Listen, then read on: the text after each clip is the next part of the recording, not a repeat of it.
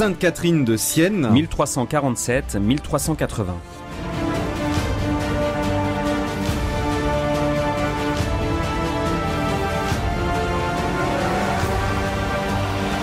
Elle est l'une des plus grandes mystiques de l'histoire de l'Église, car elle voyait et entendait le Christ et la Vierge Marie comme je vous vois et je vous entends. Enflammée, passionnée et libre, Sainte Catherine de Sienne critique la papauté qui se complaît alors dans la diplomatie et la politique au détriment de la réforme de l'Église.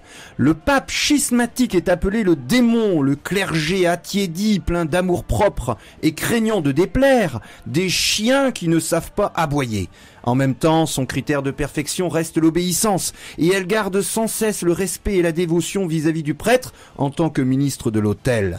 Non rancunier d'ailleurs, les papes successifs l'ont canonisée au XVe siècle, puis l'ont proclamée copatronne de la ville de Rome, puis de l'Italie tout entière. C'était le vénérable pape Pie XII en 1939. Dans ce deuxième numéro de votre émission mensuelle Pèlerin de Dieu à la découverte de Sainte Catherine de Sienne, essayons de comprendre ensemble son combat pour l'Église à travers 4 thèmes fondamentaux de son action et étroitement liés entre eux, qui sont la croisade, la pacification de l'Italie, le retour du siège pontifical à Rome et la réforme de l'Église. Pèlerin de Dieu, Franck Bétoir, Père Jean-Baptiste Masson.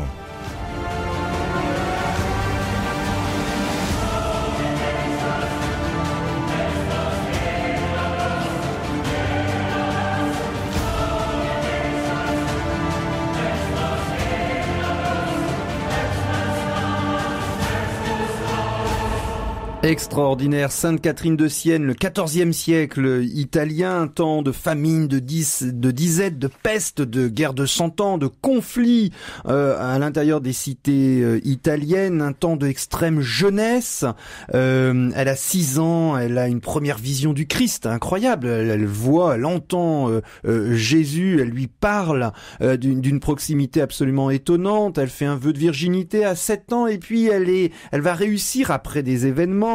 Une certaine opposition au début familiale qui voulait la marier dans ce qu'on va appeler plus tard le tiers-ordre de la pénitence de Saint-Dominique, des femmes qui se vouent au Christ crucifié en restant chez elles et en ayant une activité charitable envers les prisonniers, les pauvres et les malades. Et il y en avait beaucoup, on les appelait des recluses. Mais Sainte Catherine de Sienne va être guidée toujours par son grand maître, elle l'appelle dans ses écrits. Alors elle était complètement analphabète, elle savait ni lire ni écrire, mais elle va être rapidement entourée de religieux, de dominicains notamment, et de Raymond de Capoue qui vont écrire toutes ces visions et tout son univers surnaturel.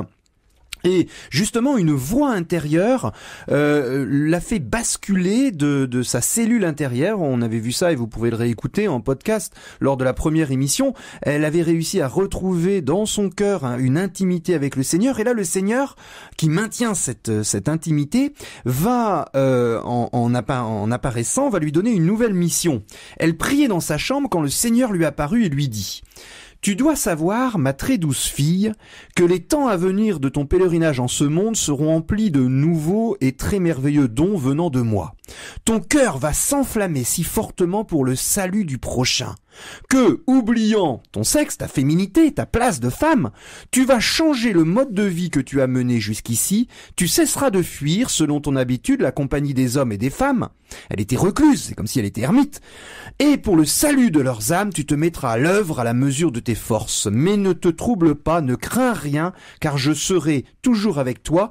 Tu exécuteras virilement tout ce que l'Esprit te suggérera. Et elle a reçu un échange de cœur. On réexpliquera dans une dernière émission sur sa spiritualité.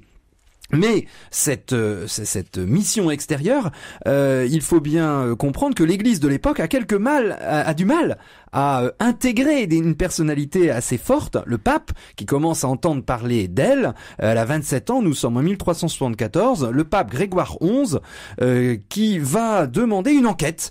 Il y a un chapitre général des Dominicains à Florence, et puis on lui demande de venir pour vérifier son orthodoxie. On lui pose plein de questions, et évidemment, Sainte Catherine de Sienne va se trouver renforcée et officialisée, mais en même temps, en partie contrôlée. Alors, à ce moment-là, il faut bien comprendre qu'il y a Brigitte de Suède qui vient de décéder, et donc on voit quand même ces figures féminines formidables émerger dans l'Église, et aussi, il faut le dire, être suscitées par l'Église et par l'autorité de l'Église. C'est-à-dire que Catherine de Sienne, elle a voulu être un homme, elle voulait avoir un apostolat d'homme, tout en assumant pleinement sa féminité, mais donc elle a cet aspect que vous venez de citer de virilité, c'est-à-dire d'une force, voilà, où on surmonte la suggestion ordinaire qu'on impose à la femme dans la société, et en même temps c'est quelque chose qui est demandé, qui est recherché par le pape à travers cette enquête, où on va à la fois contrôler Catherine, mais en même temps lui donner une place et rechercher sa parole qui bouscule et qui dérange. Alors donc à ce moment-là, Catherine, elle commence à sortir. On a parlé de sa familia qui étend aussi son champ d'action et sa renommée. Elle va profondément se dévouer auprès des pauvres et des pestiférés. Donc ça fait partie des tâches qu'on attend des recluses, des personnes consacrées à Dieu. Elle va le faire avec énormément de charité, de courage, et donc en n'ayant pas peur d'aller toucher aussi les pestiférés pour les soigner. Elle reçoit donc des missions donc de paciare, donc c'est-à-dire de pacificatrice. Donc on commence à lui confier telle ou telle mission. Donc à cette époque, il y a une énorme rivalité entre Sienne et Florence, et entre Florence et Rome. Donc Rome et Florence sont vraiment les deux, en tant que cité italienne, deux cités rivales, et donc Florence mène une politique très très anti-guelfiste, anti-papiste, et donc il y a besoin de cette médiatrice qui va à la fois avoir une intervention politique, mais en même temps, son aspect prophétique, c'est de réunifier la dimension spirituelle et politique de la vie de l'Église et de cette société chrétienne qui vit cette dichotomie très forte en n'étant pas du tout en conformité avec les valeurs de l'Évangile. Et donc, elle va rappeler ces valeurs de l'Évangile. Et puis, elle va appeler à la croisade. Alors, ça peut nous surprendre. C'est une de grandes dimensions de sa prédication. Donc, c'est-à-dire que il y a le constat qui est fait que dans l'islam, donc il n'y a pas de liberté de conscience et il n'y a pas de liberté religieuse, puisque l'islam punit de mort ceux qui se convertissent au christianisme. Et donc comme il y a une emprise militaire forte dans l'islam, il faut d'abord casser cet aiguillon militaire pour permettre la conversion libre et donc la liberté de conscience qui permettrait donc d'avoir une discussion donc d'égal à égal. Et après, il y a une autre dimension, c'est que la chrétienté est profondément divisée, notamment à cause de la guerre de 100 ans, la guerre entre le roi d'Angleterre et le roi de France, et donc il y a ces luttes entre les cités italiennes, etc. Et la croisade, c'est faire la paix entre frères en unissant cette énergie guerrière dans un combat qui, lui, est légitime, et c'est aussi une forme de martyr. Et donc c'est être capable de donner sa vie pour le Christ. Voilà. Donc pour toutes ces raisons, Catherine de Sienne, elle va sans cesse appeler à la croisade contre le Turc, donc contre à l'époque l'Empire ottoman qui est en train de, enfin c'est pas encore les Ottomans, mais qui est en train de, cet empire turc qui est en train d'émerger. Le grand problème de l'époque, en plus de cette croisade, en plus de ces conflits qui gangrène l'Italie. Imaginez près de 70 cités qui sont en conflit avec les États pontificaux. Rome avec les territoires autour de cette ville, et sans que le pape soit présent, puisque c'est cette grande problématique du pape qui a quitté Rome au début du XIVe siècle, attiré par la puissance française, qui a développé une sorte de décrin un peu douillet, magnifique, qu'on appelle le palais des papes en Avignon, et les différents papes qui sont sous la domination politique des Français sont en Avignon. Alors la grande mission de Sainte Catherine de Sienne, qu'elle reçoit directement du Seigneur, c'est de ramener les papes à Rome, au lieu de la confession de Saint-Pierre. Alors elle va faire un grand voyage. Nous sommes dans l'été 1376, entre le 18 juin et le 13 septembre. Elle a 29 ans. Et elle se déplace en personne, voir le pape Grégoire XI. Il y a deux motifs. Elle veut arrêter la guerre entre les États pontificaux et puis Florence, donc au nom de la ville de Florence, et puis convaincre le pape de revenir, de quitter tous ses conseillers et de revenir à Rome. Et alors là, on a des passages extraordinaires de cette petite analphabète qui parle que l'italien et qui arrive devant le palais des papes avec, alors il y a des audiences, etc. Et puis alors là, évidemment, il y a tous les conseillers autour qui voient d'un très mauvais œil cette illuminée, cette sainte qui a des idées très affirmées. Et alors ça va être compliqué pour elle. Elle parle au nom de Florence, mais les ambassadeurs de Florence traite directement avec le pape, et donc c'est plutôt un échec, et elle n'arrive pas tout à fait à convaincre pour l'instant le pape Grégoire XI, donc elle revient tout en ayant quand même interrogé ce pape qui se rend compte que c'est pas une femme politique, elle n'y arrive pas. Par contre, la spiritualité profonde, la proximité avec le Seigneur touche profondément le pape Grégoire XI, qui finalement va revenir avec elle en Italie.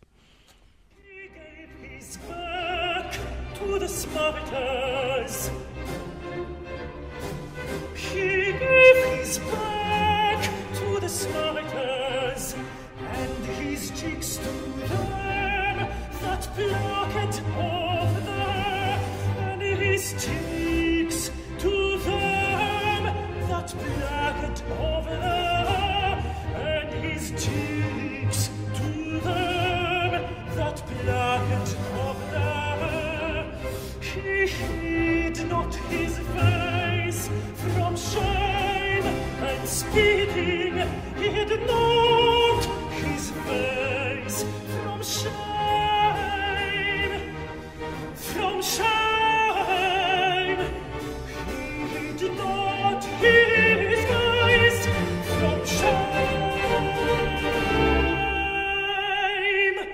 From shame and spitting. Pèlerin de Dieu, Franck Bétoir, Père Jean-Baptiste Masson. Il a présenté sa face à ceux qui l'insultaient. Il ne s'est pas dérobé aux insultes et aux crachats. Ces paroles du Messie de Handel nous accompagnent pour évoquer Catherine de Sienne, qui a vécu, elle aussi, en tant qu'épouse du Christ, épouse du crucifié, toutes ses souffrances à travers les tourments de l'Église, les tourments de son temps. Donc cette Église qui cherche à se rétablir, notamment dans son siège, le siège du pape, qui cherche à se rétablir à Rome, et qui est en proie avec toutes les querelles et les guerres de son temps. Si le pape est parti en Avignon, c'est pas pour rien, c'est parce que Rome, c'est invivable. Donc c'est un lieu de constante révolte, d'instabilité politique, et les luttes entre les cités d'Italie créent quelque chose une situation absolument intenable. Et donc la papauté, elle a dû se réfugier en Avignon, où elle trouve quand même si elle est sous la coupe du roi de France, eh bien elle trouve une certaine indépendance par rapport aux affaires du Saint-Empire, au royaume de France et aux cités italiennes. Mais donc, vous voyez, on est dans des considérations tout à fait politiques, et Catherine de Sienne, qui est une fille du peuple, eh bien, elle est plongée dans ce monde-là, et on a fait remarquer qu'effectivement, elle a certainement manqué de clairvoyance sur ces enjeux politiques dans ses appels du retour du pape à Rome. Mais comment pourrait-il en être autrement ? C'est une femme qui n'a pas fait d'études, qui a aucune formation, qui fait pas partie de l'aristocratie, qui a aucune formation pour cette mission. Mais son charisme, c'est de rappeler que le cœur de la papauté, c'est de servir l'Évangile, et c'est d'être fidèle à la tradition des apôtres, et c'est d'édifier les brebis du peuple de Dieu. Et donc dans tous ces appels, certainement, donc le pape va parfois se servir d'elle ou l'utiliser à ses propres fins dans des considérations que Catherine de Sienne ne maîtrise pas.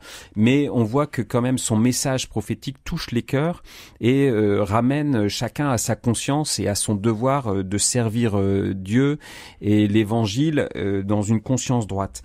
Alors, lors du retour du pape Grégoire XI à Rome, Eh bien, autour des années 77-78, on a lorsque le pape est à Rome, Catherine n'est pas là.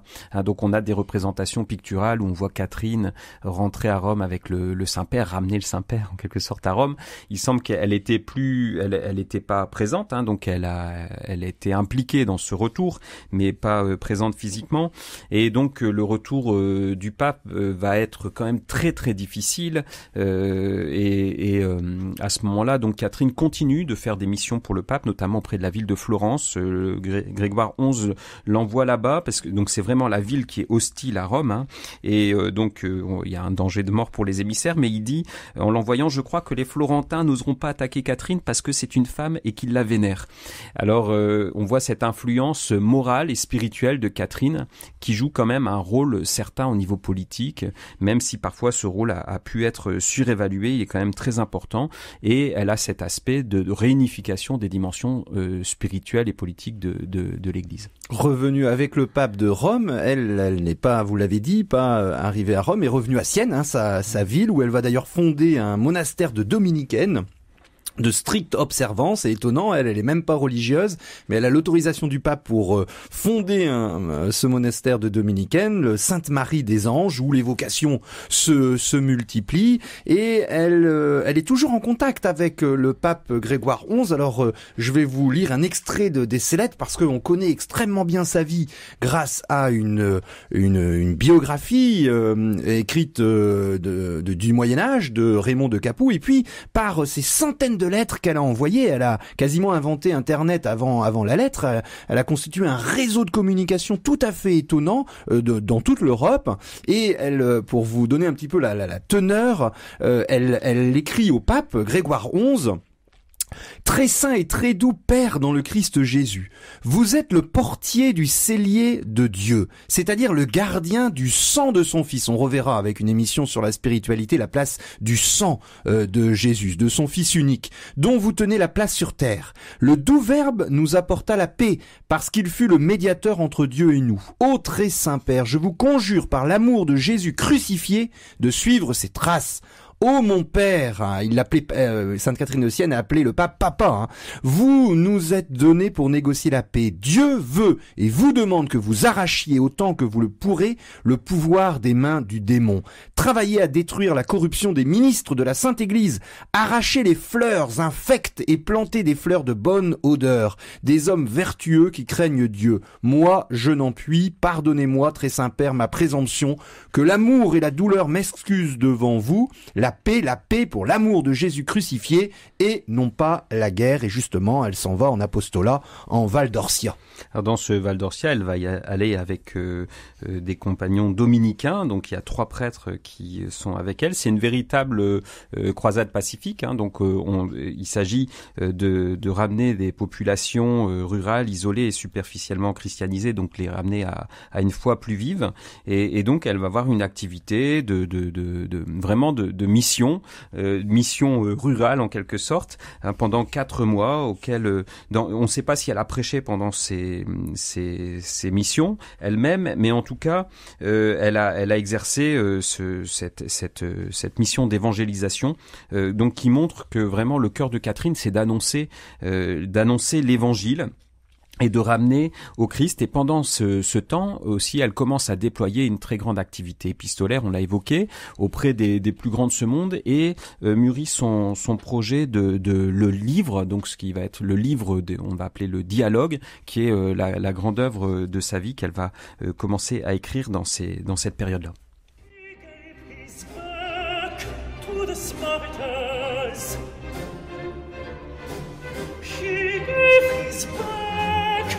Samaritans, and his cheeks to them that plucked of them, and his cheeks to them that plucked of them, and his cheeks to them that plucked of them. He hid not his face from shame and speaking. He hid not his face from shame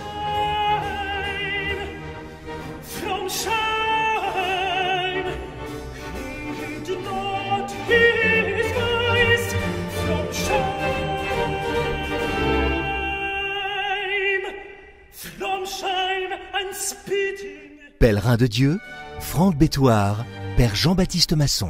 Nous sommes avec Sainte Catherine de Sienne en Italie dans les années 1370, une énorme mystique qui voyait le Christ, qui c'était son maître intérieur, qui analphabète, mais elle avait un rayonnement européen. Elle a fait un séjour en Avignon, elle est venue pour inciter le pape Grégoire XI à revenir dans une sorte de guerre civile italienne à Rome, en conflit avec près de 70 cités en Italie. Elle est envoyée un peu partout pour des missions de paix, et son grand souci c'est de faire la paix justement entre le pape et puis Florence au moment où le pape Grégoire XI va mourir, ce qui va handicaper toutes les négociations de paix et puis l'élection d'un nouveau pape, le pape Urbain VI. Il y a des grands tumultes des salariés de l'Arte de la laine, les Ciompi, qui d'ailleurs Sainte Catherine est envoyée au péril de sa vie parfois. D'ailleurs, c'est toute cette action pour la paix, c'est une des raisons pour lesquelles le saint pape Jean-Paul II a voulu la déclarer copatronne de l'Europe, pour que le vieux continent n'oublie jamais ses racines chrétiennes qui sont à la base de son chemin, et pour que nous, Européens, continuions à puiser dans l'Évangile les valeurs fondamentales qui assurent la justice, la concorde, et sans le Christ, c'est compliqué. On le voit trop bien. Et là, un nouveau pape arrive, le pape Urbain VI. Donc à ce moment-là, Catherine est toujours en mission à Florence, où elle va. Donc c'est une ville qui est profondément hostile à la papauté, mais Catherine y est respectée. Simplement, la ville a été soumise à l'interdit pendant des années par le pape Grégoire XI. Donc la situation est difficile et la population se révolte. Alors cette révolte populaire dans Florence va affaiblir la cité et va favoriser donc une paix entre Rome et Florence, donc puisque les autorités de Florence qui se sont organisées vraiment, donc il y a eu un comité des 8, ils se sont organisés pour mener une guerre, presque on pourrait dire entre guillemets une guerre totale contre la papauté. Donc on est dans une situation qui est quand même extrêmement tendue, mais les choses s'apaisent par la force, par la nécessité. Et donc le pape Grégoire XI décède le 27 mars 1378, et son successeur, c'est un Italien, c'est l'archevêque de Bari. Et donc on voit dans les enjeux politiques, il y avait cette question de pouvoir aussi soustraire la papauté à une trop forte influence française. On sort de la papauté d'Avignon avec toute une série de cardinaux français et d'évêques français, donc de papes français. Il s'agit ici de réimplanter la papauté en Italie et lui donner un pape italien, c'est quelque chose d'important aussi pour la paix avec les cités italiennes alentour. Donc c'est la contrepartie du retour en quelque sorte du pape en Italie, que le nouveau pape soit italien. Simplement, ce choix c'est le choix des cardinaux qui se sont réunis, qui ont élu en conscience ce pape, et donc ils vont très vite regretter, puisque ce pape va se montrer d'un caractère absolument épouvantable. Oui, on va rentrer dans ce qu'on appelle le grand schisme d'Occident, avec une séparation terrible entre toute l'Europe. Et pendant ce temps, Sainte Catherine de Sienne va essayer de mettre par écrit, enfin en le dictant, en rassemblant et en organisant toutes ces intuitions mystiques. Dès l'âge de 6 ans, elle voit le Christ, et son expérience spirituelle riche et foisonnante, et ça va être la rédaction du livre de la doctrine divine, le dialogue. Elle va en faire la dictée à 3 secrétaires et puis à ses disciples, toute la famille spirituelle qui l'entoure, guidée par des prêtres. Imaginez, lorsque Sainte Catherine de Sienne se déplace, il y a peut-être 30 à 40 personnes qui se déplacent avec elle, des prêtres qui ont des autels portatifs, parce qu'elle avait la possibilité d'assister à la messe quotidienne, et également toutes des personnes spirituelles qui venaient pour entendre cette grande voix de prophétesse. Vraiment, ces prophétesses de la fin du Moyen-Âge, bien étudiées par l'historien André Vaucher, sont un souffle qui permet à l'Église, le magistère, l'Église institutionnelle, d'être quelquefois réveillée par l'Esprit Saint, de l'extérieur par des personnes qui n'ont pas de fonction officielle dans l'Église. Elle est restée laïque, mais pour que l'Esprit Saint puisse redynamiser cette Église qu'elle aime tant et pour lequel le Christ a donné sa vie.